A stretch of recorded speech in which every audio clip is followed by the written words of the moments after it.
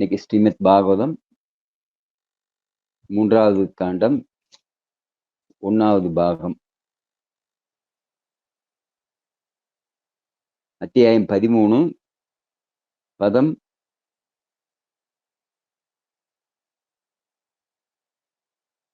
13-14.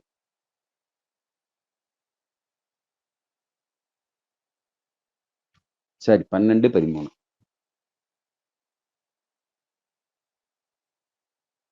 பதம் 12. பரம் சுஸ்ரூஷணம் மஹ்யம் ஸ்யாத் பிரஜா ரக்ஷயா நிருப பகவாம்ஸ்தே பிரஜா பர்துர் ரிஷிகேசோ நுஷ்யதி. மொழிபெயர்ப்பு. ஓ மன்னனே, இந்த உலகில் உள்ள உயிர்களுக்கு சரியான பாதுகாப்பு கொடுப்பதே எனக்கு நீ செய்யும் சிறந்த சேவையாகும். கட்டுப்பட்ட ஆத்மாக்களை நன்கு பாதுகாப்பவன் நீ என்பதனை முழுமுதற் கடவுள் அறிந்தார் என்றால் புலன்களின் நாயகனான அவர் உன் மீது மிகுந்த மகிழ்ச்சி அடைவார். பொருளுரை. முழு நிர்வாக அமைப்பும் வீடு பேறு பெற்று முழுமுதற் கடவுளை அடையும் நோக்கத்தின் அடிப்படையிலேயே அமைக்கப்பட்டிருக்கிறது. முழுமுதற் கடவுளின் பிரதிநிதியாக பிரம்மதேவர் இருக்கிறார் என்றால் பிரம்மதேவரின் பிரதிநிதி மனு ஆவார். இதேபோன்று பிரபஞ்சத்தில் உள்ள பிற உலகங்களை ஆளும் மன்னர்கள் அனைவரும் மனுவின் பிரதிநிதிகள் ஆவர். மனிதகுலம் முழுமைக்கும் சட்ட புத்தகமாக விளங்குவது மனு சம்ஹிதையே. இதுவே அனைத்து செயல்களையும் பகவானின் மிக உயர்ந்த தொண்டினை நோக்கி வழிநடத்துகிறது. ஆகையினால் ஒவ்வொரு மன்னனும் மக்களிடம் இருந்து வரி வசூல் செய்வதை மட்டும் தன் கடமையாக கொள்ளாமல் தன் ஆட்சியின் கீழ் உள்ள குடிமக்கள் விஷ்ணு வணக்கத்தில் பயிற்சி பெறுகின்றனரா என்பதையும் கண்காணிக்க வேண்டும். ஒவ்வொருவரும் விஷ்ணு வழிபாட்டினை கற்றுக்கொள்வதோடு புலன்களின் ஆள்கின்ற ரிஷிகேஷரின் பக்தி தொண்டிலும் ஈடுபடல் வேண்டும். பந்தப்பட்ட ஆத்மாக்கள் தங்கள் புலன்களை திருப்திப்படுத்துவதோடன்றி முழுமுதற் கடவுளான ரிஷிகேஷரின் புலன்களையும் அவைகள் திருப்திப்படுத்த வேண்டும். இதுவே முழுமையாக நிர்வாக அமைப்பின் நோக்கமாகும். பிரம்மதேவர் இங்கே அருள் இருக்கும் இரகசியத்தினை அறிந்து கொள்பவன் சிறந்த நிர்வாகத் தலைவன் ஆவான். இதனை அறிந்து கொள்ளாதவன் பெயருக்கு மட்டுமே நிர்வாகியாக இருப்பான். பகவானின் பக்தி தொண்டில் மக்களை பழக்குபவனே தனது பொறுப்புகளிலிருந்து விடுதலை பெற முடியும். இல்லையேல் அவன் தனக்கு அளிக்கப்பட்ட கடுமையான பணியில் தோல்வியுறுவதோடு பரம அதிகாரியின் தண்டனைக்கும் ஆளாக நேரிடும். நிர்வாக கடமைகளை ஆற்றுவதற்கு இதைவிட சிறந்த வழிமுறைகளை வேறெதுவும் இல்லை. பதம் 13. ஏஷாம் ந துஷ்டோ பகவான் யஜ்ஞலிங்கோ ஜனார்தனம் தேஷாம் ஸ்ரமோஹி அபார்தாய யத்தாத்மானாத்ருதஸ்வயம். மொழிபெயர்ப்பு. முழுமுதற் கடவுளான ஜனார்தனனே வேள்விகளின் அனைத்து பலன்களையும் ஏற்றுக்கொள்ளும் வடிவமாக திகழ்கிறார். அவர் திருப்தியுறவில்லை என்றால் முன்னேறுவதற்கான அனைத்து முயற்சிகளும் வீணேயாகும்.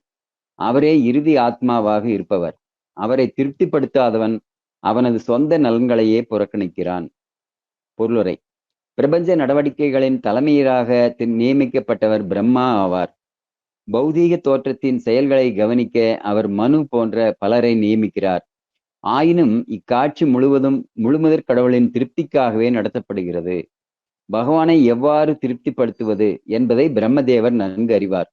அதுபோல அவரது வழியில் செயல்படும் அவரை போன்றவர்களும் பகவானை எவ்வாறு திருப்திப்படுத்துவது என்பதை நன்கு அறிவர். அதுபோல் பகவானும் கேட்டல், ஓதுதல் என்னும் 9 முறைகளை கொண்ட பக்தி தொண்டினால் திருப்திப்படுத்தப்படுகிறார். குறிப்பிடப்பட்ட பக்தி தொண்டை நிறைவேற்றுவது ஒருவனது சுய நன்மைக்கே ஆகும். இதனை யாரேனும் ஒருவன் நிராகரித்தான் என்றால்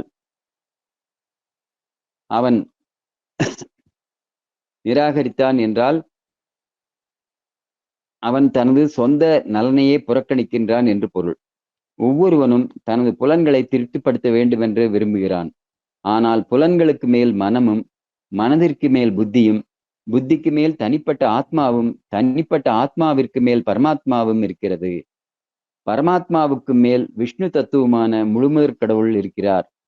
ஆதி பகவானும் காரணங்கள் அனைத்திற்கும் மூல காரணமாகவும் விளங்குபவர் ஸ்ரீ கிருஷ்ணரே ஆவார். நிறைவான தொண்டு என்பது ஜனார்த்தனன் என்று அறியப்படும் பகவான் கிருஷ்ணரின் உன்னத புலன்களை திருப்திப்படுத்துவதில் ஈடுபடுவதே ஆகும். ஓம் தத்சத். ஓம் நமோ பகவதே வாசுதேவாய. ஓம் நமோ பகவதே வாசுதேவாய. ஓம் நமோ பகவதே வாசுதேவாய. ஓம் அஜ்ஞான திமிராந்தஸ்ய ஞானாஞ்சனசல்லாகயா சக்ஷுருன்மிலிதம் ஏன தஸ்மை ஸ்ரீ குரவே நம. நம ஓம் விஷ்ணுபாதாய கிருஷ்ணப்ரஸ்தாய பூதலே ஸ்ரீமதே பக்திவேதாந்த சுவாமி நிதி நாமினே. நமஸ்தே சரஸ்வதி தேவே கௌரவாணி பிரச்சாரிணே निर्विशेष शून्यवादी पाश्चात्य देशधारिणे. जय श्री कृष्ण चैतन्य प्रभु नित्यानंद श्री अद्वैत गदाधर श्रीवासादि गौर भक्त वृंदा. हरे कृष्ण कृष्ण कृष्ण हरे हरे, हरे राम राम राम हरे हरे. हरे कृष्णा. போன வாரம் நான் என்ன பார்த்தோம்? மனுவை பிரம்மதேவர் இந்த பிரபஞ்சத்தினுடைய படைப்புகளை தொடங்க சொல்லி அவருக்கு உத்தரவிடுறார்.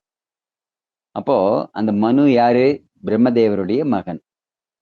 ஏற்கனவே பார்த்தோம், நம்ம பிரம்மதேவனுடைய முதல்ல பிறந்த 4 மகன்களான சனத்குமாரர்கள் அவங்க பிரம்மதேவனுடைய உத்தரவை, கட்டளையை மதிக்கல. அதனால அவங்க இந்த படைப்பு சேவையை அவங்க தொடங்கல. இப்ப ரெண்டாவது இங்க மனுவுக்கு அவர் சொல்றார். மனு அப்படிங்கிறவங்க எப்படின்னு கேட்டீங்கன்னா, இது ஒரு ஆட்சி முறை மாதிரி. மனு அப்படின்னா இப்ப ஜனாதிபதி இருக்காரு, பிரதமர் இருக்காரு அப்படிங்கிற மாதிரி இது ஒரு பதவி. அப்ப இந்த மனு அப்படிங்கிற பதவியை ஒழிய நபர்கள் மாறிட்டே இருப்பாங்க.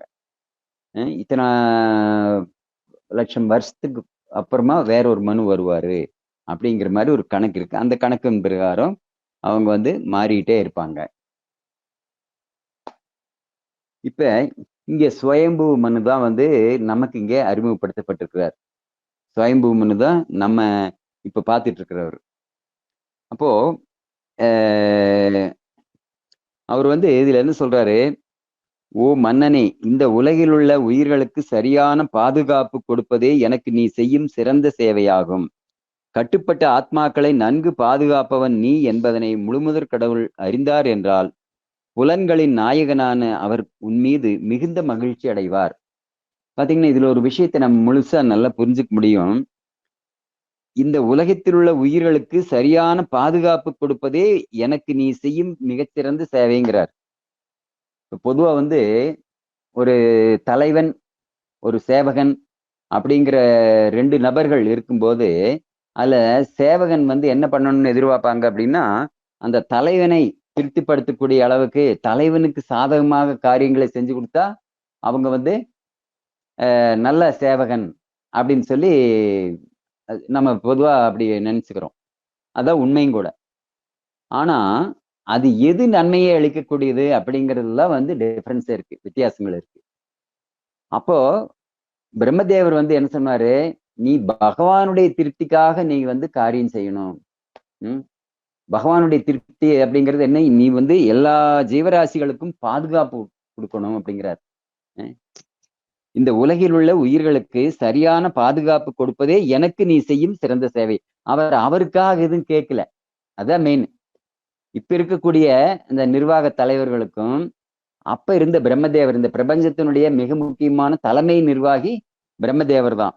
அவர் என்ன சொல்றாரு? நீ பகவான் கிருஷ்ணருடைய திருப்திக்காக நீ காரியங்கள் பண்ணு. ஏன்னா இந்த உயிர்களுக்கு பாதுகாப்பு கொடுக்கறது மூலியமாக அவர் திருப்தி அடைவார். எதனால் அப்படி சொல்லியிருக்காங்க அப்படின்னா, இந்த சிருஷ்டி படைக்கப்பட்ட இந்த சிருஷ்டியில இருக்கக்கூடிய வாழக்கூடிய ஜீவராசிகள் எல்லாருக்குமே அவங்களுக்கு தேவையான விஷயங்களை செஞ்சு கொடுக்கறது அப்படிங்கிறது இந்த பிரபஞ்ச நிர்வாகிகளுடைய கடமை. அப்ப இது பகவான் அதுக்காக வேண்டிய இந்த பிரபஞ்ச நிர்வாகிகளான பிரம்மதேவரையும் அதுக்கு பின்னாடி மனுவையும் இவங்கெல்லாம் நியமிக்கிறாங்க. இவங்கெல்லாம் அதிகாரிகளாக இருக்கிறாங்க. இவங்கெல்லாம் யாருக்காக அதிகாரிகளாக இருக்காங்க? ஒண்ணு, அவருடைய தலைவர் பகவான் கிருஷ்ணா. ஆனா யாருக்காக இருக்கிறாங்க, யாருடைய சேவைக்காக இருக்காங்க அப்படின்னா, இங்க இருக்கக்கூடிய எல்லா ஜீவராசிகளுக்கும் உங்களுக்கு தேவையான விஷயங்களை செஞ்சு கொடுக்கறதுக்காக இங்க இருக்காங்க. இப்ப நாம கேட்கலாம், எல்லா ஜீவராசிகளுக்கும் தேவையான விஷயங்களை எல்லாமே செஞ்சு கொடுக்கக்கூடியவங்க இவங்களா இருந்தா ஏன் வேறுபாடுகள் இருக்குது? ஏன் மனிதர்களுக்குள்ள ஒரு சில பேருக்கு நிறைய கிடைக்குது, சில பேருக்கு பற்றாக்குறையா இருக்குது, இந்த மாதிரி இப்ப வறுமை, செல்வம் இந்த மாதிரி மாறி மாறி இருந்துட்டு இருக்கு இல்லைங்களா? அப்போ எதனால? ஏன்னா இந்த பிரபஞ்சத்தை நிர்வகிக்கக்கூடிய இந்த அதிகாரிகள் எல்லாம் இருக்கும்போது எதனால இந்த மேடு பள்ளம் மாதிரியான ஒரு வேற்றுமைகள் எதனால வருது அப்படின்னு பாத்தீங்கன்னா, மழை எப்படி மழை பொதுவா எல்லா பக்கம் பெஞ்சிட்டு இருக்கு. ஆனா அந்த மழை ஆத்து நீர்ல விழுந்தா அது குடிக்கக்கூடிய நீரா மாறிடுது. அதே மழை தண்ணீர் ஒரு டிச்சில் சேத்துலயோ ஏதாச்சும் விழுந்துட்டா என்ன ஆகுது? அதை யாரும் குடிக்க முடியாது. அது ஒரு பயன்பாட்டுக்கு இல்லாம ஆயிடுது இல்லைங்களா? அதே மாதிரி இங்க அதுல பகவானுடைய ஒரு அரேஞ்ச்மெண்ட் எல்லாமே சமமாகத்தான் இருக்குது. சமூகம் சர்வபூதேஷு அப்படின்னு தான் கிருஷ்ணா சொல்றாரு. அப்ப அவருடைய கட்டளையின்படி பிரம்மதேவர் இதுக்கான ஏற்பாடுகள் எல்லாமே செய்யறாரு. ஆனா ஏன் சில பேருக்கு அது வாழ்க்கை நல்லா இருக்கு, சில பேருக்கு வாழ்க்கை நல்லா இருக்கு, பல பேருக்கு வாழ்க்கை நல்லா இல்லை. அதுதான் உண்மை. அதாவது 100 பேர் இருக்காங்க அப்படின்னா ஒரு 10 பேர்த்துக்கு வாழ்க்கை நல்லா இருக்குன்னு சொல்லுவாங்க. 90 பேர் இது வாழ்க்கை நல்லா இல்லைங்க அப்படிம்பாங்க. எதனால அப்படின்னா அங்கதான் எல்லாமே சரிசமமாக வழங்கப்பட்டாலும் அதை அனுபவிக்கக்கூடிய ஒரு பாக்கியம் அவங்களுக்கு இருக்கிறது இல்லை. அது அவங்க முன்ஜென்ம வினைகளுக்கு ஏற்பட்ட தகுந்த மாதிரி அவங்களுக்கு அந்த அனுபவிக்கக்கூடிய பாக்கியம் பிரிக்கப்படுது. அப்ப அந்த மாதிரிதான் நம்ம அதையே எடுத்துக்கணும். அதுதான் இங்க சொல்லியிருக்காங்க. அப்போ இந்த தேவைகளை ஒருத்தர் செய்யறாங்க அப்படின்னா அதுக்கு ஏதோ ஒரு ஆள் உட்கார்ந்துட்டு நம்ம இங்க ஏதோ பட்டன் தட்டின மாதிரி செய்ய முடியாது. அதுக்கு பல நபர்கள் வேணும். அப்ப இந்த பல நபர்கள் தான் இந்த தேவர்கள் அப்படின்னு சொல்லக்கூடியவங்க. நம்ம சின்ன வயசுல இருந்தே நிறைய பேர் கேள்விப்பட்டிருப்போம். 33 தேவர்கள் அப்படின்னு சொல்லி கேள்விப்பட்டிருப்போம். அந்த 33 தேவர்கள் யார்? அவங்கள ஒரு 4 பேர் சொல்லுங்க அப்படின்னு கேட்டா யாருக்கு தெரியாது. அவங்களுக்கு நமக்கு என்ன சம்பந்தம் தெரியாது. அவங்க எங்க இருக்கிறாங்க தெரியாது. இப்படி எதுவுமே தெரியாம தான் இருந்திருப்போம். ஆனா நம்ம என்ன கேட்டுட்டு இருந்திருப்போம், 33 தேவர்கள் இருக்காங்க அப்படிங்கிறது மட்டும் நமக்கு தெரியும்.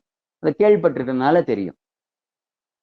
அப்போ அவங்கதான் இந்த பிரபஞ்சத்தை நிர்வகிக்கக்கூடிய அதிகாரிகள்.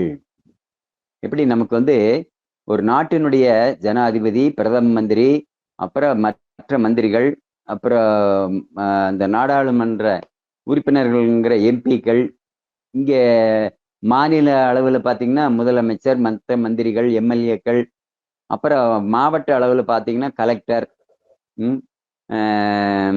தாலுகா அளவுல வட்டாட்சியர், கிராம அளவுல வில்லேஜ் ஆபீசர், இப்படி எப்படி அந்த மேலிருந்து கீழ் வரைக்கும் இவங்க எல்லாருமே ஆட்சி செய்யக்கூடிய எல்லாருமே அதிகாரிகள். அது யாருக்காக அவங்க ஆட்சி செய்யறாங்க? நமக்காக, குடிமக்களுக்காக. அதே மாதிரிதான் நம்ம நினைச்சிட்டு இருக்கிறது, நம்ம இந்த மக்கள் மனிதர்களுக்கு மட்டும்தான் இந்த தேவை, அதுக்காக மட்டும்தான் இதெல்லாம் நடந்துட்டு இருக்கு அப்படிங்கிறது. அப்படி அல்ல. அது நம்முடைய பார்வை எப்படி. ஆனா பகவானுடைய சிருஷ்டியினுடைய நோக்கம் என்ன அப்படின்னு பாத்தீங்கன்னா, அவர் இங்க இருக்கக்கூடிய எல்லா ஜீவராசிகளுக்குமே இந்த மாதிரியான எல்லா தேவைகளுமே கிடைக்கணும் அப்படிங்கறதுக்கான ஏற்பாட்டுக்காக வேண்டிதான் இத்தனை அதிகாரிகளை நியமிச்சிருக்காரு. எத்தனை அதிகாரிகள்? 33 கோடி பேர். அப்ப அதுல இந்திரன், சந்திரன், சூரியன், வாயு, வருணன், இந்த மாதிரி எல்லாம் நம்ம ஏதோ கொஞ்சம் பேர் வேணா தெரிஞ்சு வச்சிருப்போம். ஒரு 5-6 பேர் மேக்சிமம் சொல்லுவோம், அவ்வளவுதான். அதுக்கு மேல நமக்கு தெரியாது இல்லைங்களா?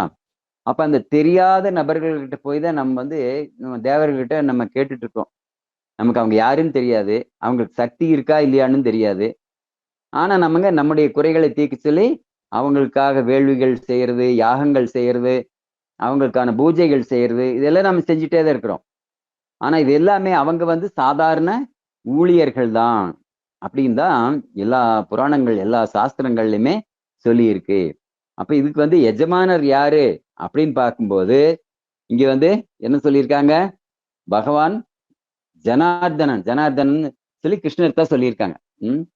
அதாவது போக்தாராம் யக்ஞ தபசாம் சர்வலோக மகேஸ்வரம் அப்படின்னு கிருஷ்ணாவே பகவத்கீதையிலும் சொல்லியிருக்காரு. போக்தான்னா அனுபவிக்கக்கூடியவர்.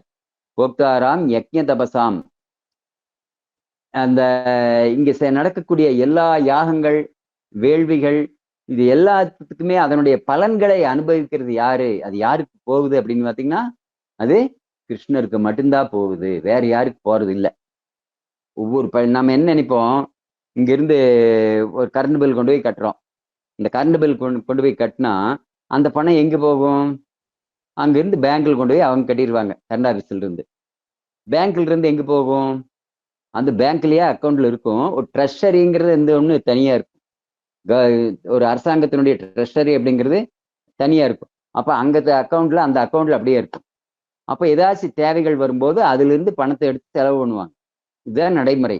அப்போ ஒரு கண்டக்டரே ஆனாலும் சரி, பஸ்ல பாக்குறோம், பிரயாணம் செய்யும்போது கண்டக்டர் பணம் வாங்குறாரு நம்ம கிட்ட. அவரே வச்சுக்கிறாரா? இல்ல. அந்த பணத்தை அவர் ஒரு அதைய ஒரு மேனேஜ் பண்றாரே ஒழிய, ஹேண்டில் பண்றாரே ஒழிய அவர் வச்சுக்கிறது இல்ல.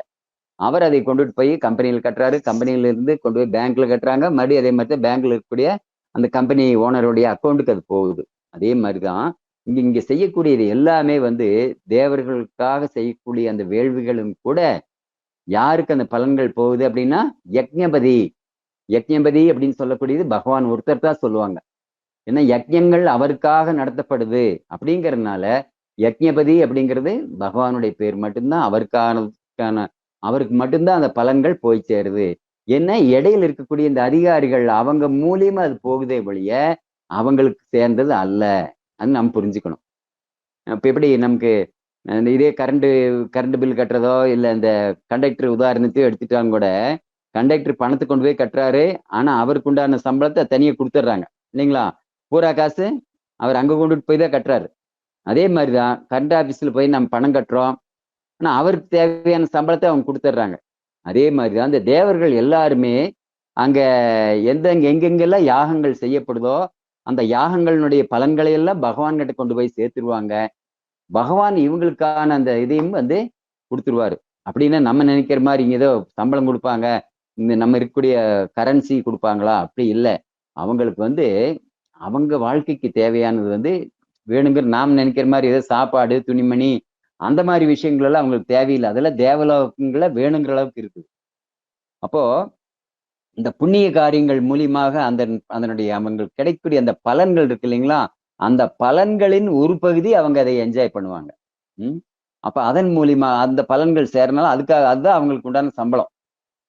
அப்போ என்ன ஆகுது அப்படின்னு கேட்டீங்கன்னா, இந்த மொத்த நிர்வாக அமைப்பு அப்படிங்கிறது அந்த ஹைரார்கி அப்படின்னு சொல்லுவாங்க. ஹைரார்கி அந்த அதிகார அமைப்பு அது எங்கிருந்து தொடங்குது அப்படின்னா பகவான் கிருஷ்ணாகிட்ட இருந்து தொடங்குது. தொடங்கி கடைசி ஒரு அதிகாரி வரைக்கும் இந்த 33 கோடி தேவர்கள் அவங்க மொத்தமா பரவலாக இந்த மொத்தத்தையுமே அவங்க நிர்வாகம் பண்ணிட்டு வர்றாங்க அப்படிங்கிறத நம்ம புரிஞ்சுக்கணும். அப்ப அந்த நிர்வாகம் பண்ணக்கூடிய அதிகாரிகள்ல முதல் அதிகாரி தான் இவர் மனு. முதல் பிரம்மதேவர் முதல் அதிகாரி. அவர் அடுத்தபடியா அந்த மனிதர்களை பிறக்க வைக்கிறதுக்கு இதுக்காக எல்லாம் வேண்டி யாரை நியமிக்கிறாரு? மனுவை நியமிக்கிறார். அந்த சுவயம்பு மனு அவர் தான் இனி பிரஜைகளை எல்லாமே படைக்க போறாரு. அப்போ அவர் தன்னுடைய சேவையை கரெக்டா செஞ்சாரு அப்படின்னா, ஏன்னா அந்த பிரஜைகளை படைக்கிறதுன்னா படைக்கிறது மட்டுமல்ல, அவங்களை காக்கவும் வேணும். அவங்களுக்கு தேவை இங்க என்ன சொல்லியிருக்காங்க? பாதுகாப்பு கொடுக்கணும் அப்படிங்கிறாங்க. அந்த பாதுகாப்பு கொடுக்கக்கூடியது அவங்களுடைய சேவை. ஏன்னா நம்ம நினைக்கிறோம் இல்லைங்களா? இப்போ நமக்கு விவசாயம் நடக்கல அப்படின்னா, விவசாயம் நடத்தணும் அப்படின்னா அதுக்கு மழை வேணும், தண்ணி வேணும் இல்லைங்களா? அப்ப அந்த தண்ணி எங்கிருந்து வரும்? அது பகவானுடைய ஏற்பாட்டால் தான் அதுவும் வரும். அப்ப பகவானை திருப்தி பண்ணக்கூடிய காரியங்களை செய்தால் அந்த மழை வரும். அப்ப முந்தியெல்லாம் பகவானுடைய திருப்திக்கான காரியங்கள் எல்லா பக்கமும் நடந்துட்டு இருந்து. கோயில்கள் அப்படின்னா 6 கால பூஜைகள் நடக்கும், நாம சங்கீர்த்தனங்கள் நடக்கும், கதாகாலட்சேபங்கள் நடக்கும். கதாகாலட்சேபம்னா சாதாரண பௌதிக கதாகாலட்சேபங்கள்ல ஹரி கதாகாலட்சேபம் அது நடக்கும். பகவான் ஹரியை கொண்டாடக்கூடிய எல்லா இடத்திலையும் சுபிட்சத்துக்கு எந்த குறைவுமே இருக்காது. ஏன்னா இது ஒரு கேரண்டியான ஒரு வழிமுறை. எப்படி ஒரு நிலக்கடலை இருக்கு, இல்ல வேற ஒரு தென்னை மரத்துக்கு தேங்காய் எடுத்துக்கோமே.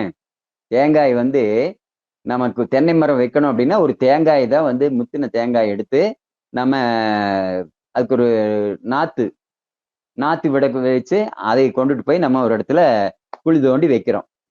அது என்ன பண்ணுது, அது வைக்கிறது ஒரு தேங்காய் தான். ஆனா அது பெரிய மரமானது பின்னாடி அது எவ்வளவு பலன்களை கொடுக்குது. வாழ்நாள் முழுவதும், அதாவது அந்த ஒரு மனிதன் யார் வச்சாங்களோ அவங்களுடைய ஜீவிதம் முழுவதும் அது பலன்களை கொடுத்துட்டே இருக்குது. அப்ப அதுக்கு வந்து ஒரு இதெல்லாம் கணக்கெல்லாம் பாக்குறது இல்ல. ஒண்ணுதானே வச்சேன், நான் உனக்கு ஒண்ணுதான் கொடுப்பேன் அப்படின்னு தென்னை மரம் சொல்லுதா? இல்ல. அதனுடைய இயல்பு என்ன? அது வந்து தன்னுடைய சக்திக்கு இருக்க வரைக்கும் அது கொடுத்துட்டே இருக்கும்.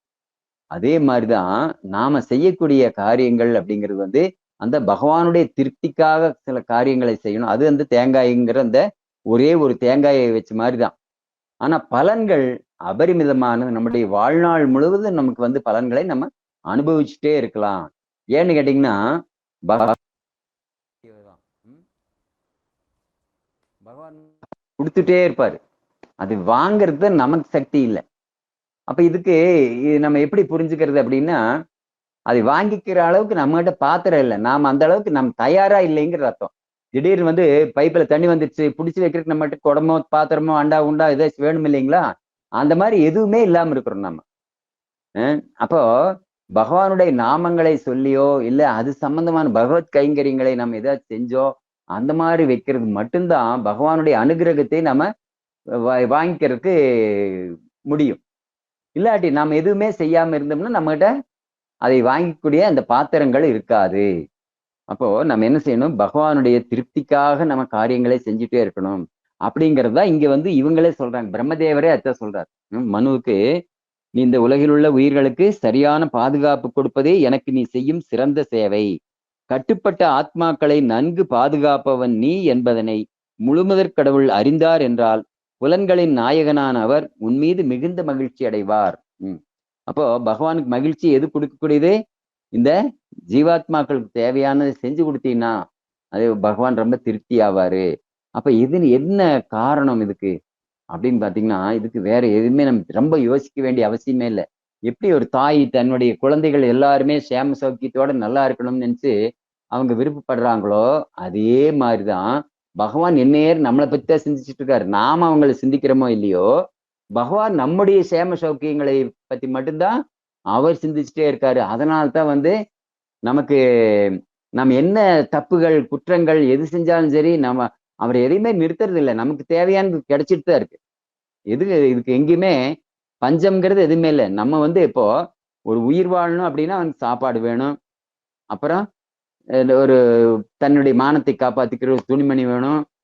தங்கறதுக்கு ஒரு வீடு வேணும். அப்புறம் இந்த மாதிரியான ஒரு குடும்ப வாழ்க்கை இது எல்லாமே பகவான் அமைச்சு கொடுத்துட்றாரு இல்லைங்களா? ஆனா நாம் என்ன நினைக்கிறோம், இதை தாண்டி வேற எதோ வேணும்னு நினைக்கிறோம்.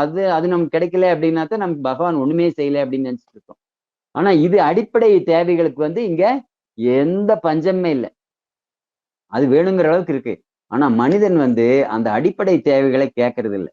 அவன் வந்து அடிப்படை தேவைகளை எப்ப கேட்பாங்க அப்படின்னா, அதுக்கு ஒரு டிமாண்ட் வரும்போதுதான் அதை பத்தியே யோசனை பண்ணுவாங்க. இப்போ நிறைய பக்கம் இந்த போர் நடக்கக்கூடிய இடத்துலயோ பெரிய வெள்ளங்கள் வந்திருக்கக்கூடிய இடத்துலயோ இதெல்லாம் பாத்தீங்கன்னா சாப்பாட்டுக்கே அவங்களுக்கு ரொம்ப சிரமப்படுவாங்க. அப்ப காரணம் என்ன அப்படின்னு கேட்டீங்கன்னா, அங்க வந்து அவங்களுக்கு அந்த ஒரு உணவுப் பொருட்களை கொண்டுட்டு போகக்கூடிய ஒரு சௌகரியங்கள் இல்லாம இருக்கும். அதே மாதிரிதான் பகவான் வந்து இங்க வந்து அந்த தேவைகளை வந்து எல்லாருக்கும் கிடைக்கக்கூடிய அளவுக்கு அவர் ஏற்பாடுகளை இந்த நிர்வாகிகள் மூலியமா வச்சிருக்கிறாரு. ஆனா நம்ம அதுக்கு மினிமம் குறைந்த அளவுக்கு திருப்பி ஏதாச்சும் நம்ம செய்யணும் அப்படிங்கிறது ஒண்ணு இருக்கு. எல்லாமே எல்லா காலத்திலுமே நமக்கு இலவசமாவே கிடைச்சிட்டு இருக்கும் அப்படிங்கிறது நம்ம ஒண்ணும் வேண்டாம். இலவசமா ஏதோ அரிசி கிடைக்கிற வேற ரேஷன் கார்டுல கிடைக்குது அப்படின்னா கூட அதுக்கு நாம போய்த்தானே வாங்கிட்டு வர வேண்டியது இருக்கு. அது இல்லாம நம்ம ஒண்ணும் பண்ண முடியாது. அதே மாதிரிதான் நாம் ஏதாச்சும் சின்ன அளவுலயாவது நம்ம ஏதாச்சும் செஞ்சுதான் ஆகணும். அப்படிங்கிறப்போ அது வந்துதான் வந்து பகவத் பக்தி. அதுதான் இங்க என்ன சொல்றாங்க, 9 விதமா நம்ம இது செய்யலாம். ஏதோ ஒண்ணு வச்சுட்டு இந்த ஒன்னையவே செய்யுங்க அப்படின்னு சொன்னாலும் கூட கஷ்டம்னு சொல்லலாம். 9 விதமா நீ எதை வேணாலும் எடுத்துக்கோ அப்படிங்கிறாங்க. அதுல எளிமையான ஒரு விஷயத்த என்ன சொல்றாங்க, காதுல இது கேட்டுட்டே இருங்க அப்படிங்கிறாங்க. இன்னும் அடுத்தது என்ன சொல்றாங்க, காதுல கேட்கலாம், அடுத்தது வாயில சொல்லலாம், பகவானை பத்தி பேசலாம், எது எதையோ பேசுற ஒரு இதுக்கு வந்து அரசியல் பேசுவாங்க, சினிமாவை பத்தி பேசுவாங்க. அதெல்லாம் வந்து ஒரு பிரயோஜனம் இல்லாத காரியங்கள். அப்படிங்கிறதுனால பகவானை பத்தி மட்டும் பேச நம்ம கத்துக்கணும். ஏன்னா இது எல்லாமே நம்ம வாழ்க்கையில பிராக்டிஸ் பண்ணா மட்டும்தான் வரும். பிராக்டிஸ் பண்ணாம எது தானா திடீர்னு வந்துடாது. பகவானை பத்தி மட்டுமே நான் பேசுவேன், பகவானை பத்தி மட்டுமே கேட்பேன் அப்படிங்கிற ஒரு இது வந்து நமக்குள்ளே வந்து ஒரு குறிப்பிட்ட டைம் வச்சுட்டும் கூட அதை செய்யலாம். நிறைய பேர் என்ன சொல்லுவாங்க, அதை தள்ளி போட்டே போவாங்க. அங்கதான் நம்ம மாட்டிக்குவோம். ஜெபம் பண்ணலாம்னு நினைப்போம். சரி இனி நாள் பொழுது காலையில 6 மணிக்கு நினைப்போம். இனி நிறைய நாள் ஃபுல்லா இருக்குதே. நம்ம இப்போதைக்கு இந்த வேலையை முடிச்சிடலாம், அப்புறமா அதை செஞ்சுக்கலாம் அப்படின்னு தள்ளி போடுவோம். அப்புறம் அதுக்கு அடுத்து வேற ஒரு வேலை வரும். அதுக்கப்புறமா செய்யலாம்னு நினைப்போம். இப்படியே என்ன ஆகும், நம்ம தள்ளி போட்டு என்ன ஆகும், நம்முடைய ஜெபமே தள்ளி போய் ராத்திரி ஆனாலும் அதை முடிக்க முடியாம ஆயிப்போகும். அப்ப என்னது, நம்ம செய்ய மாட்டோம். அடுத்த நாள் நம்ம பொழப்பு இப்படியே தான் இருக்கும். அப்ப என்ன, நான் தள்ளி போடுறது அப்படிங்கிறத நம்ம வச்சுக்கூடாது. ஆன்மீகத்துல மெயின் வந்து வைராக்கியம் முக்கியம், உற்சாகம் முக்கியம், முயற்சி முக்கியம். இதெல்லாம் வந்து இல்லாம நம்ம இது வந்து தானா எதுவும் வந்து நம்முடைய வீட்டுக்குள்ள புகுத்துறாது. நான் வீட்டுக்குள்ளேயே இருப்பேன், பகவானா வந்து எனக்கு இங்க பக்தி தேடி கொண்டு வந்து கொடுக்கணும் அப்படின்னா, பகவான் ஏற்கனவே கொடுத்துட்டாரு. அதை எடுத்து உபயோகிக்கிறதுல தான் நமக்கு சோம்பேறித்தனமா நம்ம இருக்கிறோம். இதுக்கு காசு கொடுக்கறது இல்ல, காசு எங்கேயும் போகணுங்கிற அவசியம் கூட இல்ல. நம்ம இருந்த இடத்துல இருந்தே பகவானுடைய திருப்திக்காக காரியங்கள் செய்யலாம். இதே மற்ற அதிகாரிகளுடைய ஒரு கடமை அப்படின்னு பார்க்கும்போது அவங்க நமக்கெல்லாம் பாதுகாப்பு கொடுக்கறதுக்கு தயாரா இருக்காங்க, கொடுத்துட்டே இருக்காங்க. இது இல்லாம அவங்க அங்க இங்கேயும் போவாங்க வருவாங்க. ஆனா இந்த பொறுப்பில்லாத பிரஜைகள் இருக்காங்களே, அவங்கதான் தன்னுடைய கடமைகளை சரியா செய்யறது இல்லை. அப்ப அந்த பிரஜைகள் வந்து எப்படின்னா, அந்த நாட்டு ராஜாவுக்கே ஒரு அவப்பெயரை தேடி கொடுக்குறாங்க அப்படிங்கிறதும் நம்ம நிறைய பார்க்கிறோம். அப்ப அந்த மாதிரி இல்லாம எல்லாருமே வந்து பகவானுடைய திருப்திக்காக தன்னுடைய செயல்பாடுகளை வச்சுக்கணும் அப்படின்னு சொல்றாங்க. அப்போ இங்க பிரபுபாதா தன்னுடைய பொருளுரையில் என்ன சொல்றாரு, முழு நிர்வாக அமைப்பும் வீடு வேறு பெற்று முழுமுதற் கடவுளை அடையும் நோக்கத்தின் அடிப்படையிலேயே அமைக்கப்பட்டிருக்கிறது. இது வந்து ரொம்ப ரொம்ப ரொம்ப ரொம்ப முக்கியம்.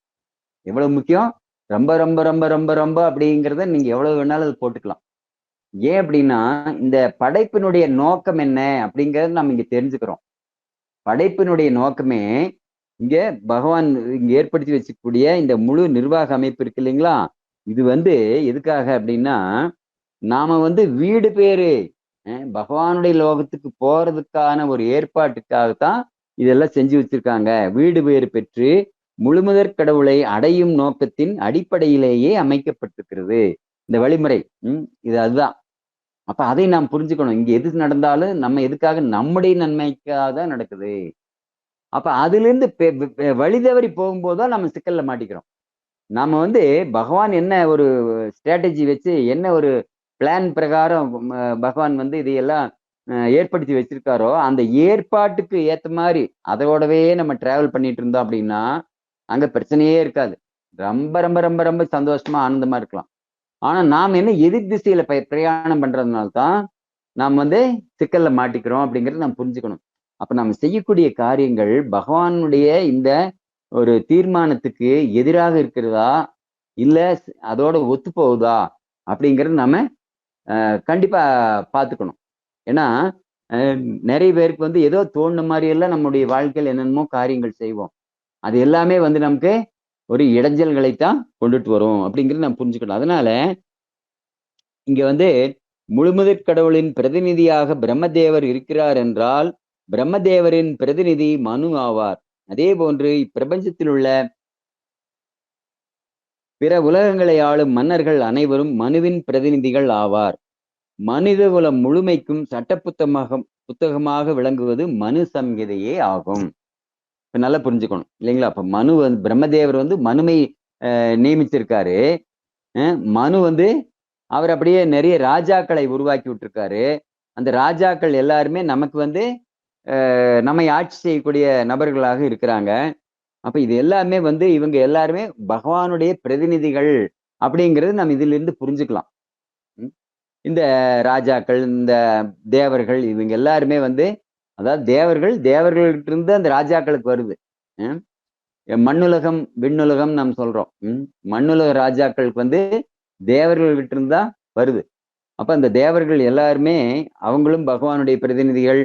அதே மாதிரி இங்க இருக்கக்கூடிய ராஜாக்கள், ஆட்சி செய்யக்கூடிய மன்னர்கள் எல்லாருமே பகவானுடைய பிரதிநிதிகள் அப்படிங்கிறது புரிஞ்சுக்கணும். இந்த இந்த பிரதிநிதிகள் அப்படிங்கிறவங்க வந்து எதை அடிப்படையாக கொண்டு ஆட்சி செய்வாங்க? இன்னைக்கு பாத்தீங்கன்னா நம்ம எந்த ஒரு சட்டம் அப்படின்னு சொல்லி சொன்னாலும் கூட அது ஒரு கோர்ட்டு வேலையாகட்டும், வேற எந்த ஒரு காரியமா இருந்தாலும் உடனே அந்த சட்டத்தினுடைய இத்தனாவது பாயிண்ட் பிரகாரம் இபிகோ அப்படிங்கிற இது கொண்டு வர்றோம், இந்தியன் பீனல் கோட் அப்படின்னு சொல்லி. அதே மாதிரிதான் அது எப்படி சட்டமா இருக்கு? அந்த சட்டமே எதுல இருந்து வந்தது? இங்க பிரபா சொல்லியிருக்காரு, மனு சம்ஹிதை. மனு சம்ஹிதையினுடைய அடிப்படையில் இருந்து அது வருது. அந்த மனு சம்ஹிதை தான் அடிப்படை சட்ட புத்தகம். அது பிரகாரம் தான் நம்ம நடந்துக்கணும். அப்ப ஆக்சுவலா இப்ப இருக்கக்கூடிய சட்டங்களுமே பொதுவா அதனுடைய அடிப்படையில் தான் வச்சிருக்காங்க. ஆனா இடையில வந்து சில பேர் வந்து அதையனுடைய அதுக்கு பின்னாடி இருக்கக்கூடிய தாத்பரியங்களை புரிஞ்சுக்காம அந்த சட்டங்களை மாத்தி அமைச்சிருக்காங்க. அது நடந்திருக்கு. அது மனிதர்களால நடைபெற்ற ஒரு விபரீதங்கள். ஏன்னா மனுஷன் வந்து இப்படித்தான், யார் வேணாலும் என்ன வேணாலும் பண்ணலாம், எதுக்கு என்ன தேவையில்லை, திடீர்னு நீ படிக்க வேண்டாம் ஒண்ணும் வேண்டாம், நீ ஒரு ஐஏஎஸ் ஆபீசர் ஆகிடலாம் அப்படின்னு ஒருத்தர் சொன்னா அது ஏத்துக்க முடியுமா? நம்ம ஏத்துக்க முடியாது. ஆனா அது நடந்துட்டு இருக்கு. அப்போ இப்படி ஒரு கோயிலுன்னு அப்படின்னு அவனுக்கு தகுதி இருக்கோ இல்லையோ, அனைத்து ஜாதியினரும் அனைத்து பேரும் அர்ச்சகராகலாம் அப்படின்னு சொல்லுவாங்க. ஆனா அதை வந்து ஒருத்தர் முறைப்படி பயிற்சி செய்து அப்படி போனாதான் போக முடியுங்கிறது இருக்கு. அதே மாதிரி இன்னைக்கு இந்த இதெல்லாம் வந்து ஒரு படிப்பெல்லாம் தேவையில்லை, இது வந்து சும்மா அது ஒரு வேலை அப்படிங்கிற மாதிரி இருக்கிறவங்களுக்கு வந்து இறை தத்துவங்கள் புரியறதில்ல. இப்ப வந்து கோயில்ல யார் வேணாலும் பூஜை பண்ணலாம் அப்படின்னு அவனுக்கு பர்சனலா எந்த விதமான பாதிப்பு இல்லை.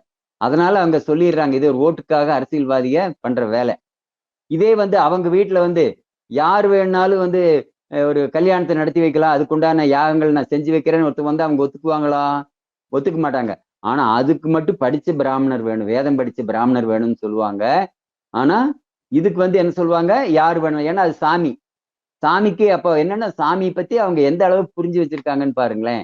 அதனால இன்னைக்கு இருக்கக்கூடிய ஆட்சியாளர்கள், அரசியல்வாதிகள் எல்லாருமே வந்து அவங்க ஒரு எந்த விதமான ஒரு ஞானம் இல்லாதவங்களா இருக்கிறதுனால தான் இவ்வளவு சிக்கல்கள், பிரச்சனைகள் எல்லாமே இது உலகம் முழுவதும், இங்கேன்னு இல்லை, உலகம் முழுவதும் இருக்கு. அதாவது இந்தியாவாவது பரவாயில்ல, மற்ற நாடுகள் எல்லாம் பாத்தீங்கன்னா, மற்ற கண்டங்கள் இதுல எல்லாமே பாத்தீங்கன்னா அவங்க நிறைய ஒரு அடிப்படையான ஒரு தர்ம விஷயங்களும் கூட தெரியாத அளவுக்கு மிலேச்சர்களாக இருக்கிறாங்க அப்படிங்கிறத நம்ம பார்க்கிறோம்.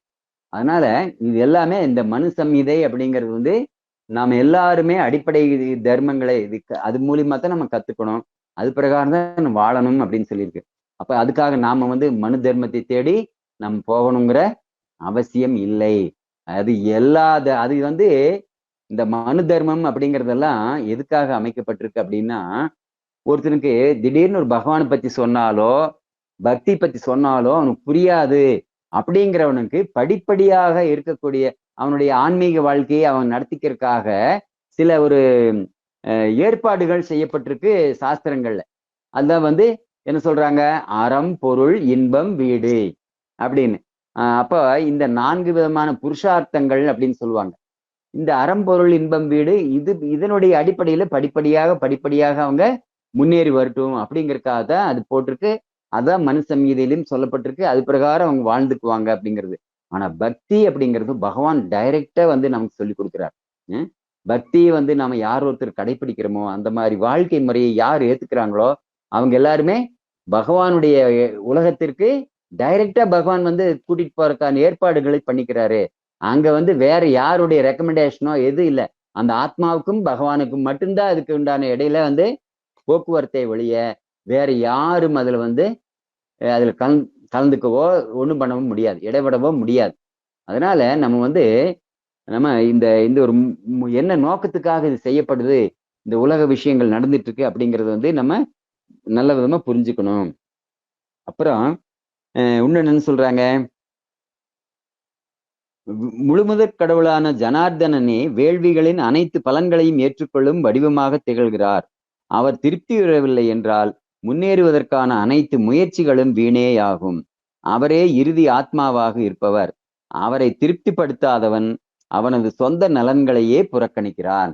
இது பாத்தீங்கன்னா எவ்வளவு இது சொல்லியிருக்காங்க பாருங்க. இது வந்து பிரம்மதேவர் சொல்றாரு. அவர் திருப்தியுறவில்லை என்றால் முன்னேறுவதற்கான அனைத்து முயற்சிகளும் வீணே ஆகும் சொல்றாங்க. அப்ப நாம் வந்து சொல்லுவோம், நான் வந்து என்னுடைய வேலையில என்னுடைய கற்றனை செஞ்சுட்டு தான் இருக்கேன். ஆனா என்னுடைய வாழ்க்கையில எனக்கு முன்னேற்றம் அப்படிங்கிறதே எனக்கு கிடைக்கல, ஏற்படலை அப்படின்னு சொல்லி நிறைய பேர் சொல்ல கேள்விப்பட்டிருப்போம்.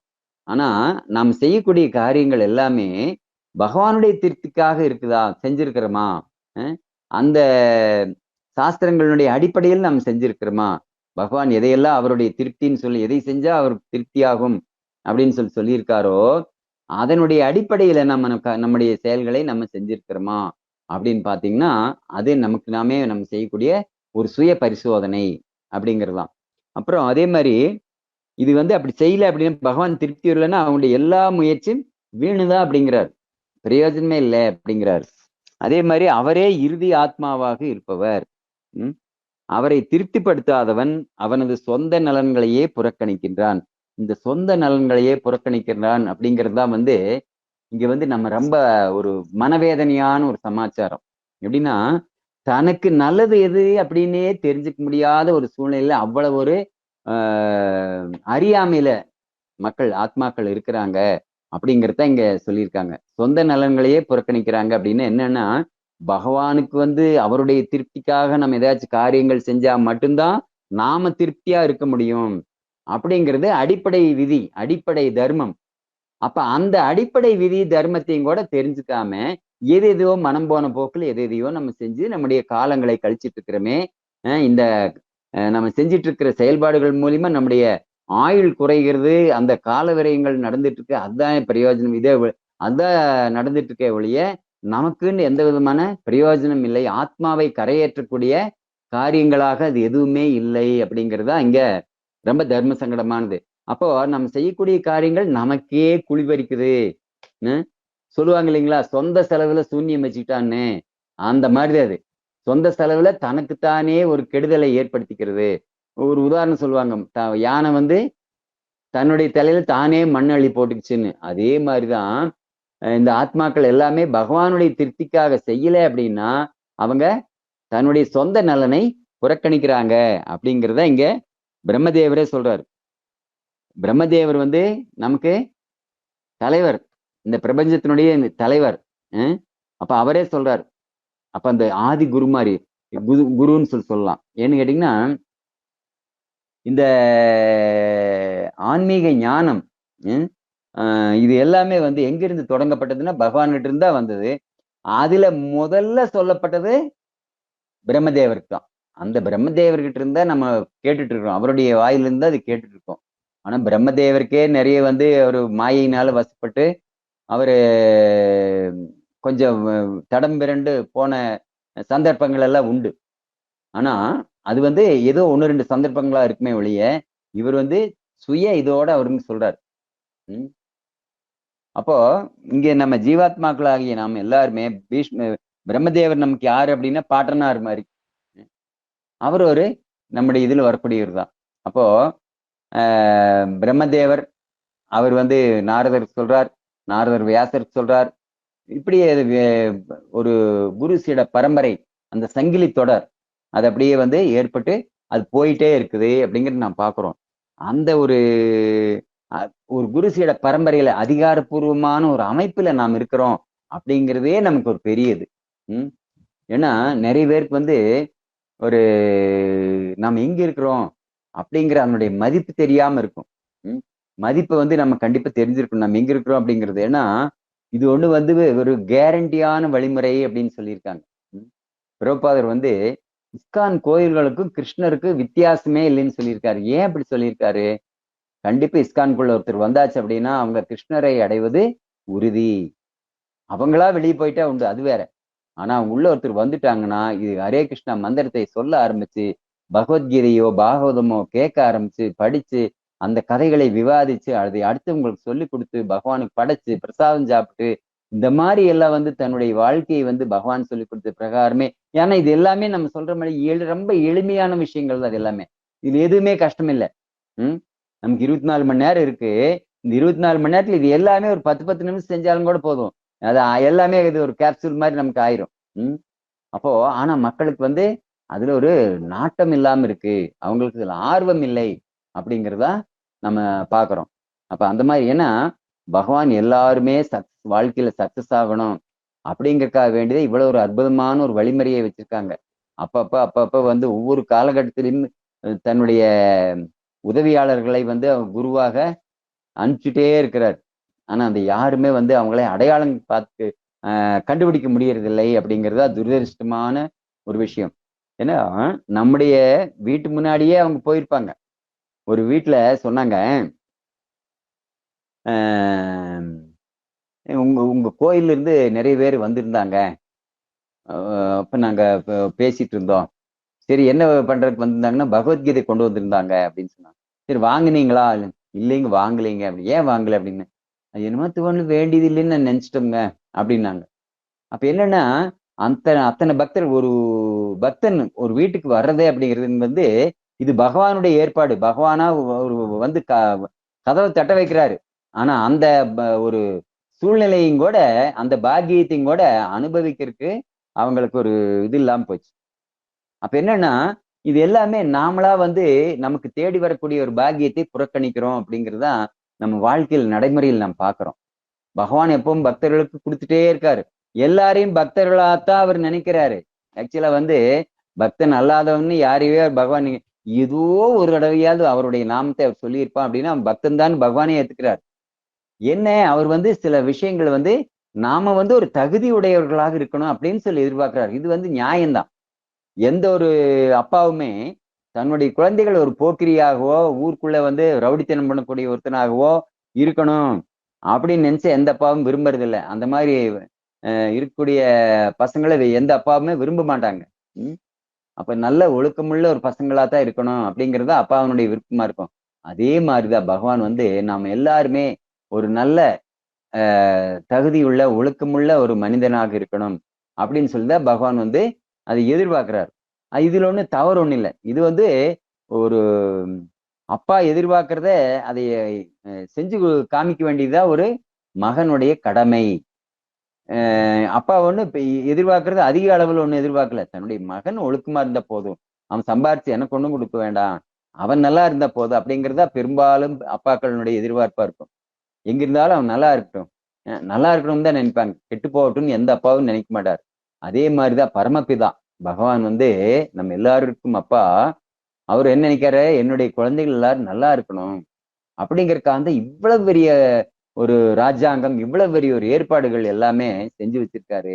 ஆனா இந்த ஏற்பாடுகளுக்கு பின்னாடி இருக்கக்கூடிய விஷயங்கள் இது எதுவுமே நமக்கு புரியறது இல்லை.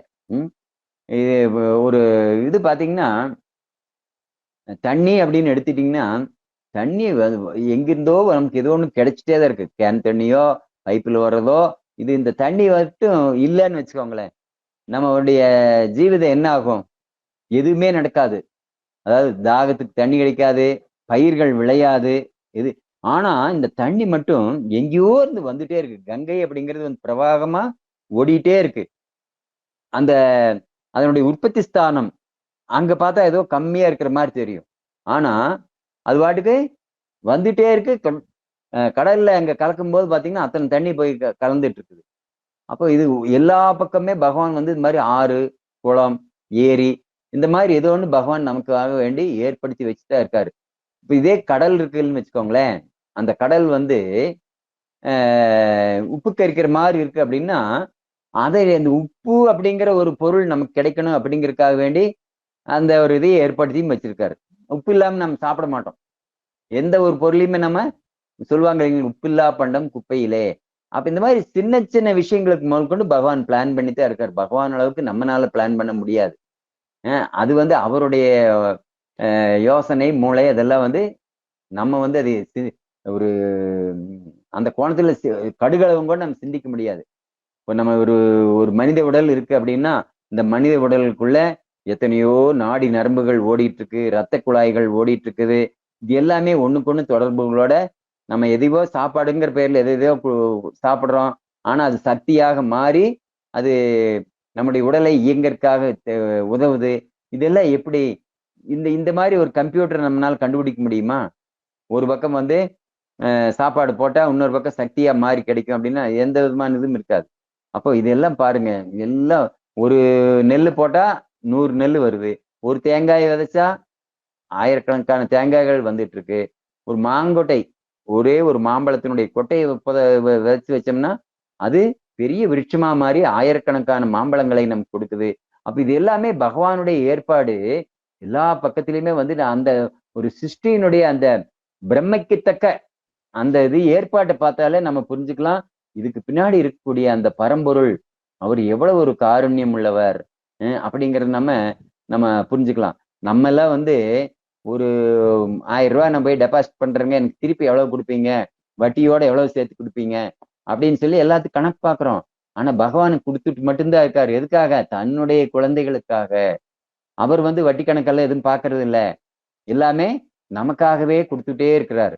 அப்போ இது இதனால்தான் வந்து காரணமற்ற கருணை அப்படின்னு சொல்லி பகவானுக்கு சொல்ற காரணம். கிருஷ்ணாவை காரணமற்ற கருணைக்கு உரியவர் அப்படின்னு நம்ம சொல்றது காரணமே அதுதான். அப்போ அந்த மாதிரி இருக்கக்கூடிய சந்தர்ப்பங்களை நம்ம பயன்படுத்திக்கணும். இங்க சொல்லியிருக்க பிரகாரம் அவரை திருப்திப்படுத்தாதவன் அவனது சொந்த நலன்களையே புறக்கணிக்கிறான் அப்படிங்கிற இதை வந்து நம்ம ஆணித்தரமா நம்ம வந்து ஒரு நம்முடைய மனசுல பதிச்சுக்கணும் அப்படிங்கிறதுதான். அப்புறம்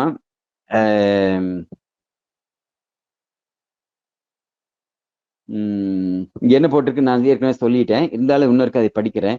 பௌதிக தோற்றத்தின் செயல்களை கவனிக்க அவர் மனு போன்ற பலரை நியமிக்கிறார். ஆயினும் இக்காட்சி முழுவதும் முழுவதற் கடவுளின் திருப்திக்காகவே நடத்தப்படுகிறது. பகவானை எவ்வாறு திருப்திப்படுத்துவது என்பதை பிரம்மதேவர் நன்கறிவார். அதுபோல் அவரது வழியில் செயல்படும் அவரை போன்றவர்களும் பகவானை எவ்வாறு திருப்திப்படுத்துவது என்பதை நன்கு அறிவர். அதுபோல் பகவானும் கேட்டல், ஓதுதல் எனும் 9 முறைகளை கொண்ட பக்தி தொண்டினால் திருப்திப்படுத்தப்படுகிறார்.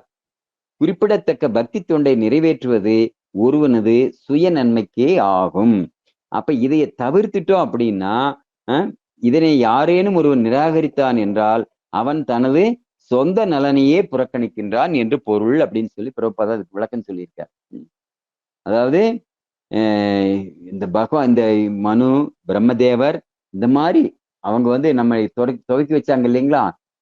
அவங்களுக்கு மேல நம்ம பெரிய அறிவாளிகள்லாம் ஒண்ணும் இல்லை. இப்ப அவங்க என்ன சொல்லியிருக்காங்க? இது பகவானுடைய திருப்திக்காக நம்முடைய காரியங்களை நம்ம செய்யணும். இப்ப இன்னொன்னு நமக்கு தோணலாம், இந்த பகவானுடைய திருப்திக்காக செய்யறதுன்னா அது எப்படி? இது வந்து இப்ப பிரம்மதேவர் வந்து ஒரு படைப்பு தொழிலை செய்ய சொல்லவும் பகவான் சொன்னாரு, அதனால படைப்பு தொழிலை செய்யறாரு. நான் எந்த தொழிலை செய்யலாம் பகவானுக்காக, அவருடைய திருப்திக்காக அப்படின்னு நமக்கு தோணும் இல்லைங்களா? இது வந்து ஜென்ரலா எல்லாருக்குமே இருக்கக்கூடிய ஒரு கேள்வியாத்தான் இருக்கும். என்ன அப்படின்னு பாத்தீங்கன்னா, சாஸ்திரத்துல நம்ம எப்படி புரிஞ்சுக்கணும் அப்படின்னா, நம்ம எந்த வேலை செஞ்சாலும் சரி, எந்த தொழில் செஞ்சாலும் சரி, பகவத் பக்தியோட நம்ம அதை செய்யணும் அப்படிங்கிறது தான். அதாவது நம்ம எந்த தொழில் வேணாலும் செய்யலாம் அப்படின்னா, இந்த 4 விதமான பாவ கர்மாக்களை உண்டாக்கக்கூடிய அந்த காரியங்களை நம்ம செய்யக்கூடாது. அது சம்பந்தமான காரியங்கள் நம்ம செய்யக்கூடாது. எது? மது அருந்தக்கூடாது, மாமிசம் உண்ணக்கூடாது, சூதாடக்கூடாது, தகாத உறவு கூடாதுன்னு சொல்லியிருக்காங்க. இது வந்து 4 மிக பெரும் பாவகரமான காரியங்கள் அப்படின்னு சொல்லியிருக்காங்க. இந்த 4 காரியங்கள் சம்பந்தப்படாத தொழிலா நம்ம எடுத்துக்கணும். நம்ம அதை பார்த்து எடுத்துக்கணும். இதுல வந்து நம்ம இவ்வளவெல்லாம் செஞ்சுட்டு நான் கோழி கடை வச்சிருக்கிறேன், வேற நான் பிராந்தி கடை வச்சிருக்கிறேன் அப்படின்னா அது பிரயோஜனமே இல்லை.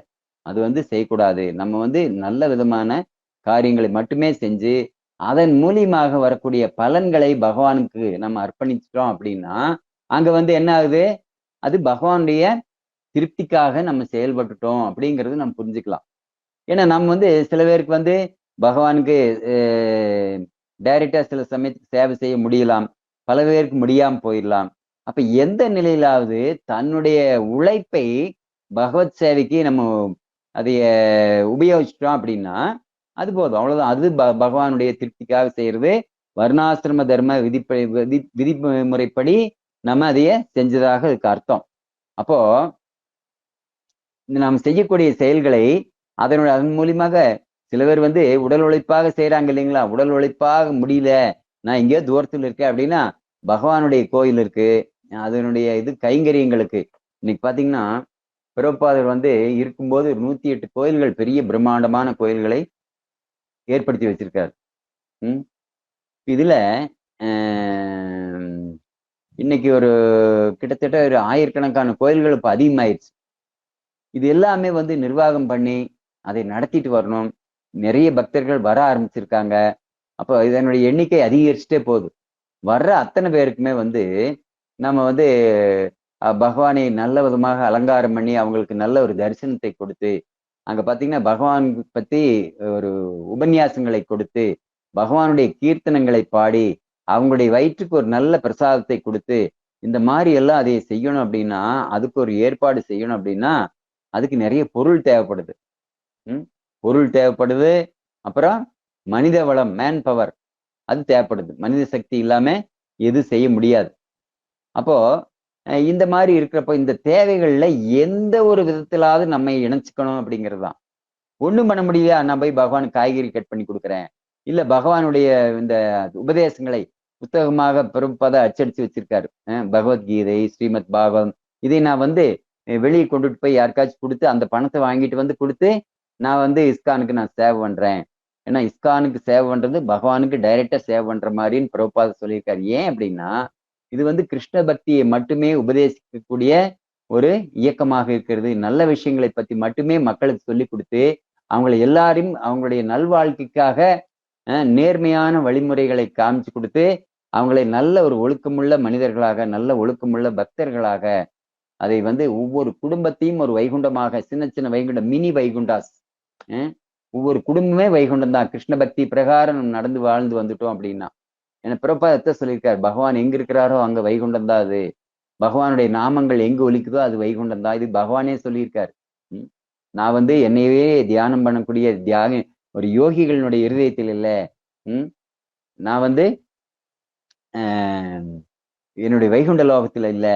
நான் எங்க இருக்கேன் அப்படின்னா என்னையவே, என்னுடைய கதைகளையே பேசி என்னுடைய நாமங்களை பத்தியே சொல்லிட்டு இருக்கக்கூடிய, என்னுடைய கீர்த்தனங்களை பாடக்கூடிய அந்த இடத்துல நான் இருக்கிறேன் அப்படின்னு சொல்லி, இது வந்து ஒரு பிராக்டிக்கலான விஷயம். எங்க ஹரிநாமம் ஒலிக்குதோ அங்க பகவான் வந்துருவார். இப்ப பாத்தீங்கன்னா நமக்கு வந்து அடுத்து ஒரு இது வரப்போகுது, புருஷோத்தம் மாசம்னு ஒண்ணு கடந்து போயிடுச்சு இல்லைங்களா? இந்த 2 மாசத்துக்கு முன்னாடி நம்ம பார்த்தோம். இதே நமக்கு அடுத்து ஒரு ஜாக்பாட் மாதிரி ஒரு டைம் வருது. என்ன அப்படின்னு பாத்தீங்கன்னா தாமோதர் மாசம் வரக்கூடிய 28ஆம் தேதியிலிருந்து நமக்கு வந்து இந்த தாமோதர் மாசம் தொடங்குது. இந்த தாமோதர் மாசத்துல யார் ஒருத்தர் பகவத் விஷயங்கள்ல ஈடுபட்டு ஒரு தன்னுணர்வுக்கான அந்த ஆன்மீக பயிற்சிக்காக எந்த ஒரு காரியங்கள் செஞ்சாலும் அது ஆயிரக்கணக்கான மடங்கு பலன்களை கொடுக்கக்கூடியது அப்படின்னு சொல்லி பத்ம புராணத்திலையும் சொல்லியிருக்காங்க. அப்ப என்னன்னா நாம் அதுக்காக நம்மை தயார்படுத்திக்கணும். இதுல நீங்க யாரெல்லாம் எங்கெங்கெல்லாம் இருக்கிறீங்களோ அங்கங்க எல்லாமே வந்து பக்கத்துல இருக்கக்கூடிய இஸ்கான் கோயில்களை அணுகி, இல்ல இந்த நாமகட்டா இருக்கும், இல்ல சத்சங்க நிகழ்ச்சிகள் நடக்கக்கூடிய இடங்கள் இருக்கலாம், அங்க வந்து நீங்க போய் எங்க ஏரியாவிலையும் வந்து எங்க வீட்லயும் வந்து நீங்க தாமோதர ஆர்த்தி எங்களுக்கு பண்ணி கொடுங்க அப்படின்னு சொல்லி கேட்கணும். ஏன் கேட்கணும் அப்படின்னா நாம தெரிஞ்சுக்கிட்ட இந்த விஷயம் நம்ம மூலியமாக நாம 10 பேத்துக்கு வந்து இது தெரியப்படுத்தணும் அப்படிங்கிறதுதான். நமக்கு டைரக்டா போய் சொல்றது சமயத்து சங்கடமா இருக்கலாம், தெரியாம இருக்கலாம். ஆனா இந்த மாதிரியான ஒரு ஏற்பாடு நம்ம வீட்டுல வந்து இந்த என்ன தாமோதர அந்த இதை பத்தி பேசணும்னா தனியா நம்ம நீ அடுத்த வாரத்துல பேசலாம். அந்த விஷயம் மக்களுக்கு போய் சேரணும் அப்படின்னா நாம் வந்து இந்த மாதிரியான ஒரு வீட்டுல ஒரு ஏற்பாடு பண்ணலாம். அந்த வீட்டுல ஏற்பாடு பண்றது மூலியமாக அக்கம் பக்கம் இருக்கக்கூடியவங்க, ஃப்ரெண்ட்ஸு, சொந்தக்காரங்க யார் வேணாலும் நம்ம நம்முடைய வீட்டுக்கு கூப்பிடலாம். அவங்களை கூப்பிட்டு பகவத் விஷயங்களை கதைகளாக சொல்லி நமக்கு முடிஞ்சா நாமளே சொல்லி கொடுக்கலாம், தீபம் காமிக்க வைக்கலாம். இல்லை நமக்கு முடியல அப்படின்னா இவங்களை அக்கம் பக்கம் இருக்கிறவங்களை எல்லாம் கூப்பிட்டு வச்சுட்டு நம்ம சொன்ன மாதிரி, நான் ஏற்கனவே சொன்ன மாதிரி பக்தர்கள்கிட்ட போய் கேட்டோம் அப்படின்னா அவங்க வந்து இதையெல்லாம் கதைகள் எல்லாம் சொல்லி கொடுத்து அந்த வந்த பக்தர்களுக்கு ஒரு நல்ல விதமா ஒரு ஆன்மீக விஷயத்தை வந்து அவங்க எடுத்து சொல்லுவாங்க. அப்புறம் உங்களால நம்ம என்ன முடியுதோ ஒரு சின்ன பிரசாதம், ஒரு தொன்ன பிரசாதம் கொடுத்தாலும் கூட போதும். ஏதோ ஒரு உப்புமாவோ, கேசரியோ, சக்கரை பொங்கலோ, இந்த மாதிரி எதுவா வேணாலும் இருக்கலாம். நமக்கு ஏன்னா ஒரு பிரசாத விநியோகம் இல்லாம நம்ம வந்து பகவானை திருப்திப்படுத்த முடியாது. நம்ம என்ன பூஜைகள் புனஸ்காரம் எல்லாம் பண்ணாலும் பிரசாத விநியோகம் இருக்கணும்னு சொல்லி பிரபாத சொல்லியிருக்காரு. அதனாலதான் நம்ம இஸ்கான் கோயில்கள் எல்லா பக்கமே பாத்தீங்கன்னா பிரசாதத்துக்கு எந்த குறைவும் இருக்காது. யார் வந்தாலும் நம்ம அவங்களுடைய வயிறு போதுமான அளவுக்கு நமக்கு பிரசாதம் நம்ம கொடுத்துட்டு தான் இருக்கிறோம். அதனால இந்த ஒரு வரக்கூடிய இந்த ஒரு மாசம் காலத்தை நாம முழுமையாக பயன்படுத்திக்கணும் அப்படின்னு நான் கேட்டுக்கிறேன். அது என்ன டைம் இப்ப இன்னைக்கு இன்னும் 10 நாள் என்னமாதான் இருக்கு. 10 நாள் என்னமாதான் இருக்கு. அதனால நீங்க இப்ப இருந்தே கொஞ்சம் அப்படியே யோசனை பண்ணீங்க அப்படின்னா நீங்க இந்த ஒரு மாசத்துல ஏதோ ஒரு நிகழ்ச்சி நீங்க இப்ப சப்போஸ் இப்ப முடியல அப்படின்னா கூட தீபாவளி முடிஞ்சும் கூட நம்ம செய்யலாம். ஏன்னா 30 நாள் இருக்கு. 28ஆம் தேதி ஆரம்பிச்சு நவம்பர் மாசம் 27ஆம் தேதி வரைக்கும் இது இருக்கு. எப்ப வேணாலும் நாம ஒரு நாள் நம்முடைய வீட்டுல ஏதாச்சும் நினைச்சு பாருங்க. ஒரு வீட்டுல 10 பக்தர்கள் சேர்ந்து நாம சங்கீர்த்தனம் பாடி பகவானுடைய கதைகளை சொல்லி அப்படி ஒரு விழா நடக்குது அப்படின்னா அது எத்தனை கோடி கொடுத்தாலும் நடக்காது. ஆனா நீங்க ஆசைப்பட்டுட்டீங்க அப்படின்னா அப்பேற்பட்ட ஒரு நிகழ்ச்சி நம்முடைய வீட்டிலேயே நடக்கும். இது பகவான் நடத்தி வைப்பாரு, இது நாம நடத்துறதல்ல. ஏன்னா பகவான் இதை மற்றவங்களுக்கு கொண்டு போய் சேர்க்கணும் அப்படின்னு தான் சொல்லியிருக்காரு.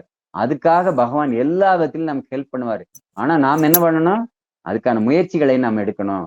அதுக்கு பகவான் கண்டிப்பா ஹெல்ப் பண்ணுவாரு. அப்ப அதனால இப்ப இருந்தே நம்ம அந்த முயற்சிகளை நம்ம எடுக்கணும். அந்த தாமோதர ஆர்த்தி அப்படிங்கிறது நமக்கு ஒரு ஆடித்தள்ளுபடியில வரக்கூடிய அந்த மாதிரியான ஒரு பலன்களை கொடுக்கக்கூடியது. அதை நம்ம மைண்ட்ல வச்சுக்கணும். அப்புறம் இன்னும் நீங்க என்ன சொல்றாங்க, ஒவ்வொருவரும் தனது புலன்களை திருப்திப்படுத்த வேண்டுமென்றே விரும்புகிறான். ஆனால் புலன்களுக்கு மேல் மனமும், மனத்திற்கு மேல் புத்தியும், புத்திக்கு மேல் தனிப்பட்ட ஆத்மாவும், தனிப்பட்ட ஆத்மாவிற்கு மேல் பரமாத்மாவும் இருக்கிறது.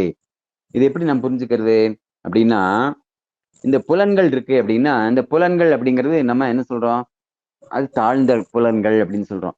அதுக்கு ஒரு எஜமானர் இருக்கிறாரு. அந்த புலன்களுக்கு மேல இருக்கக்கூடிய நபராக என்ன இருக்காரு, நீங்க சொல்லியிருக்கு புலன்களுக்கு மேல மனசுங்கிறது இருக்கு. ஆனா அதுவும் ஒரு புலன் தான். அது ஒரு சூப்பர்வைசர் மாதிரி. அது எப்படி நடக்கணும்னு சொல்லுதோ அது பிரகாரம் தான் மற்ற புலன்கள் எல்லாமே நடக்கும். அந்த ஐம்புலன்கள் எல்லாமே. அந்த மனசு அப்படிங்கிறது இருக்கு அப்படின்னா அதுக்கு மேல புத்தி அப்படிங்கிறது ஒண்ணு இருக்கு. ஆனா அந்த புத்தி தான் ஜாக்கிரதையா இது இந்த மனசுக்கும் புலன்களுக்கும் இப்படித்தான் நடக்கணும் அப்படிங்கிற ஒரு கமாண்ட் கொடுக்கணும். இந்த புத்தி தூங்கிட்டு இருந்தது அப்படின்னா, தூங்கிட்டு இருந்ததுன்னா எப்படி, அது சாஸ்திர ஞானம் இல்லை அப்படின்னா அது என்ன பண்ணும், புத்தி அதனுடைய வேலையை செய்யாது. உடனே என்ன ஆகும், அங்க ஆள் வேற பன்னாட்டுக்கு யார் போயிடுவாங்க, மனசு அங்க களத்துல இறங்கிடும். உடனே மனசு என்ன பண்ணும், தன்னுடைய விருப்பத்துக்கு தகுந்த மாதிரி புலன்களை இயக்க ஆரம்பிச்சிடும். அப்ப அதனால்தான் இந்த ஆத்மாவுக்கு ஒரு கெட்ட ஒரு பலன்களை கொடுக்கக்கூடிய அங்க செயல்களை அது செய்யறதுக்கான உருவாக்கத்தை உருவாக்கும். அப்புறம் தனிப்பட்ட ஆத்மா, மனதிற்கு மேல் புத்தியும், புத்திக்கு மேல் தனிப்பட்ட ஆத்மா. புத்திக்கு மேல் ஆத்மா. அப்ப அந்த புத்தி இதெல்லாம் யாருக்காக நடக்குது அப்படின்னா, இப்படி ஒரு அரேஞ்ச்மெண்ட், இப்படி ஒரு செட்டப் எதுக்காக அப்படின்னா அந்த ஆத்மாவுக்காக. அப்படிப்பட்ட அந்த ஆத்மாவும் பரமாத்மாவும் தான் நம்முடைய உடல்ல இருக்கிறாங்க. அப்ப இந்த உடலை நம்ம கண்டபடி எதையோன்னு செஞ்சு நம்ம அந்த உடலினுடைய தர்மத்தை நம்ம கெடுத்துடக்கூடாது. உடலினுடைய தர்மம் பகவானுக்கு சேவை செய்யறதுதான், புலன்களுடைய தர்மம் பகவானுக்கு சேவை செய்யறதுதான். இந்த அடிப்படையில நம்ம இயங்கினா மட்டும்தான் பகவானுடைய திருப்திக்காக நம்ம செயல்பட்டவர்களாக ஆவோம். அப்படி இல்லாட்டி என்ன சொல்லியிருக்காங்க, சொந்த நலன்களையே புறக்கணிக்கக்கூடிய நபர்களாக நம்ம ஆயிடுவோம். நம்ம அதாவது என்னன்னா, நாம எதுவும் செய்யாம நம்ம நம்முடைய வாழ்க்கையை கெடுத்துக்கிறதுக்கு மாதிரியான காரியத்தை செஞ்சவங்களா ஆயிடுவோம் அப்படின்னு சொல்றாங்க. அதனால ஹரே கிருஷ்ணா மாதாஜி, யாருதோ மீரா மாதாஜி தான். இந்த இது ஆடியோ மைக் கொஞ்சம் மியூட் பண்ணிருங்க. Okay, thank you. அப்போ இந்த மாதிரியான அமைப்பு இது எல்லாமே இருக்கிற காரணம் இது நமக்காகத்தான். இந்த எல்லாமே பகவான் இவ்வளவு ஏற்பாடுகளை விரிவா பண்ணியிருக்காரு அப்படின்னா, அதாவது சொல்லுவாங்க அப்படின்னா, ஒரு கல்யாணம் நடக்குது அப்படின்னா அதுக்கு எத்தனை அரேஞ்ச்மெண்ட் பண்ண வேண்டியது இருக்குது. அதாவது ஒரு அந்த பொண்ணு பார்க்கறது, மாப்பிள்ளை பார்க்கறது, அதுல இருந்து ஆரம்பிச்சு அப்புறம் என்ன பத்திரிக்கை அடிக்கிறது, மண்டபம் பார்க்கறது, அப்புறம் சமையல்காரர்கிட்ட பேசி முடிக்கிறது, டெக்கரேஷன்காரங்களை பார்க்கணும், அப்புறம் இது இல்லாம போட்டோக்காரங்க, வீடியோக்காரங்க, இதுல இருந்து எத்தனையோ தேவைகள் இருக்கு. ஒண்ணு நகை கடைக்கு போகணும், துணி கடைக்கு போகணும், இதெல்லாம் எடுக்கணும், இதுக்கு எல்லாத்துக்கும் வேற பணம் வேற வேணும், அதுக்கு அரேஞ்ச் பண்ணணும், இத்தனை விஷயங்கள் இருக்கு. இது எல்லாமே எதுக்காக? அந்த ஒரே ஒரு 2 நிமிஷம் அந்த தாலி கட்டுற நிகழ்ச்சி அங்க நடக்கணும். அதுக்காகத்தான் இவ்வளவு பெரிய அரேஞ்ச்மெண்ட். அதாவது அந்த பெண் அந்த ஆணோடு சேர்ந்து அவங்க ஒரு இல்லற வாழ்க்கையை தொடங்கணும் அப்படிங்கிறது தான் அதனுடைய நோக்கம். அதுக்காக இவ்வளவு பெரிய அரேஞ்ச்மெண்ட் நமக்கு தேவைப்படுது. அதே மாதிரிதான் ஜீவாத்மாவாகிய நாம பரமாத்மாவோடு இணைவதற்கான ஒரு வாய்ப்பை ஏற்படுத்தி கொடுக்கறதுக்காகத்தான் பகவான் இவ்வளவு பெரிய ஒரு செட்டப்பை ஏற்படுத்தி வச்சிருக்காரு. அப்ப அதுக்கு நாயகனாக இங்க பிரம்மதேவர் இருக்கிறாரு. அந்த பிரம்மதேவர் தான் இப்போ மனு கேட்டது இதெல்லாம் சொல்லிட்டு இருக்காரு. இப்போ டைம் ஆயிடுச்சு, நம்ம இதோட முடிச்சுக்கலாம். இனி மனு என்ன சொல்ல போறாரு, அதுக்கு பின்னாடி என்னென்ன சம்பாஷணைகள் வருது, அது எல்லாமே நம்ம அடுத்த வாரம் பார்க்கலாம். ஹரே கிருஷ்ணா. யாருக்காச்சும் கேள்விகள் சந்தேகங்கள் ஏதாச்சும் இருக்குங்களா?